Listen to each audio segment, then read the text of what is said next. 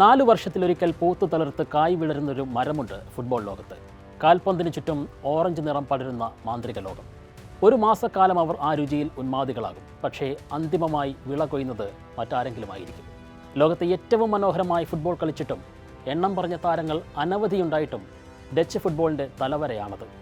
ഇത്തവണയെങ്കിലും അതിന് മാറ്റമുണ്ടാകുമോ? മഹാരഥന്മാർ വാഴുകയും അവർ വീഴുകയും ചെയ്ത ലോകവേദിയിലേക്ക് ഒരിക്കൽ കൂടി ഓറഞ്ച് പട എത്തുകയാണ്. കോച്ച് റൊണാൾഡ് കൂമാൻ പ്രഖ്യാപിച്ച 26 അംഗ സംഘത്തിന് നെതർലൻഡ്സിൻ്റെ ചരിത്രം തിരുത്തിയെഴുതാൻ കഴിയും.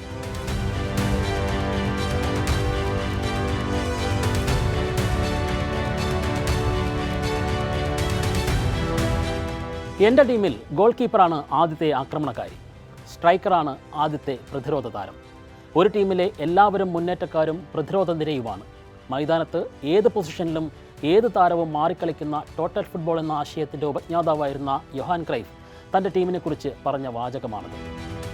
അങ്ങനെ നോക്കിയാൽ റൊണാൾഡ് കൂമാൻ്റെ സംഘത്തിലെ ആക്രമണകാരികളായ ഗോൾ കീപ്പർമാർ ഇവരാണ്: ബ്രൈറ്റൺ താരം ബാർട്ട് വെർബ്രഗൻ, ബെയിൻ ലെവർകൂസൻ്റെ ഗോളി മാർക്ക് ഫക്കൻ, സണ്ടർലാൻഡിൻ്റെ വല കാക്കുന്ന റോബിൻ റൂഫ്സ്. ലിവർപൂളിൻ്റെ വിഖ്യാത പ്രതിരോധ താരം വെർജിൽ വാൻ ഡെക്ക് നയിക്കുന്ന പിൻനിരയിൽ പ്രീമിയർ ലീഗ് താരങ്ങളുടെ മേൽക്കോയ്മയാണ്. ഇന്റർ മിലാൻ്റെ ഡെൻസൺ ഡംഫ്രിൻസിനെ മാറ്റി നിർത്തിയാൽ ബാക്കിയുള്ളത് സിറ്റിയുടെ നതാനക്കെ, ടോട്ടനത്തിൻ്റെ വാൻഡീവൻ, പരിക്കിൽ നിന്ന് മോചിതനായ ആഴ്സണലിൻ്റെ ജൂലിയൻ ടിംബർ, ബ്രൈറ്റണിൻ്റെ Jan Paul van Hecke, Mats Wieffer, ചെൽസിയുടെ ജൊറൽ ഹാറ്റോ എന്നിവരാണവർ. ലിവർപൂൾ താരം ജെറമി ഫ്രിംഗ്ബോങ്ങും പ്രതിരോധത്തിലെ കരുത്തായിരുന്ന ഡിവ്രിജും ഡീലറ്റും പരിക്കിനെ തുടർന്ന് ടീമിൽ ഇടം പിടിച്ചില്ല എന്നതാണ് കനത്ത തിരിച്ചടി. മധ്യനിരയിൽ നിറയുന്നതും യൂറോപ്യൻ കരുത്താണ്. ബാഴ്സലോണ താരം ഫ്രാങ്ക് ഡിജോങ്, യുവൻഡസ് താരം ടെൻ കൂപ്പ് മെനേഴ്സ്, ലിവർപൂളിൻ്റെ റയാൻ ഗ്രാവൻബർഷ്, സിറ്റിയുടെ ടിയാനി റൈൻഡേഴ്സ്, PSVയുടെ ഗുസ്റ്റിൽ, അറ്റ്ലാന്റയുടെ മാർട്ടിൻ ഡ്യൂറൂൺ, മാഴ്സയുടെ ക്വിൻ്റൻ ടിംബർ എന്നിവരാണ് കളി മെനയാനുള്ളത്. ഡച്ച് മധ്യനിരയുടെ നെടും തൂണായ ജാവി സിമൺസ് പരിക്കേറ്റ് പുറത്തായതാണ് മധ്യനിരക്കേറ്റ കനത്ത പ്രഹരം. പ്രതിരോധത്തിലെ ജൂലിയൻ ടിംബറും മധ്യനിരയിലെ ക്വിൻ്റൻ ടിംബറും സഹോദരന്മാരാണെന്ന കൗതുകവും ഇത്തവണയുണ്ട്. മുന്നേറ്റ നിരയിൽ കഴിഞ്ഞ തവണത്തെ പോലെ Memphis Depay Cody Gakpo സഖ്യമുണ്ടാകും. Corinthians താരം ഡീപ്പയ്ക്കും ലിവർപൂളിൻ്റെ ഗാക്പോയ്ക്കുമൊപ്പം ചില സർപ്രൈസുകളും ഇത്തവണ കോച്ച് കരുതിയിട്ടുണ്ട്. ഡച്ച് മുൻ ഇതിഹാസ താരം പാട്രിക് ക്ലൂവർട്ടിൻ്റെ മകൻ ജസ്റ്റിൻ ക്ലൂവർട്ടാണ് ഒരാൾ. ബോൺമൗത്തിന് വേണ്ടി കളിക്കുന്ന ജസ്റ്റിനെ പോലെ ഞെട്ടിച്ചത് 24-കാരനായ വിംഗർ ക്രസൻസിയോ സമ്മർവില്ലയുടെ വരവാണ്. ദേശീയ ടീമിനായി ഇതുവരെ കളിച്ചിട്ടില്ലാത്ത വെസ്റ്റ് ഹാം താരം ക്രസൻസിയോ ലോകകപ്പിൽ അരങ്ങേറുന്നതിനാണ് ആരാധകരുടെ കാത്തിരിപ്പ്. റോമ താരം ഡോണിയൽ വാലൻ, അയാക്സിൻ്റെ vowed വെഗോസ്, സണ്ടർലാൻഡിൻ്റെ Brian Brobbey, ഗളറ്റ്സറയുടെ Noah Lang എന്നിവരാണ് മുന്നേറ്റത്തിലെ മറ്റ് തുറുപ്പുചീട്ടുകൾ. കാൽപന്ത് കളിയിലെ ഏറ്റവും മനോഹരമായ അപൂർണതയാണ് നെതർലൻഡ്സ്. ടോട്ടൽ ഫുട്ബോൾ എന്ന ആശയം നടപ്പിലാക്കിയവർ. എല്ലാം തികഞ്ഞിട്ടും ലോക കിരീടമെന്ന സ്വപ്നം കപ്പിനും ചുണ്ടിനുമിടയിൽ 3 തവണ നഷ്ടമായവർ.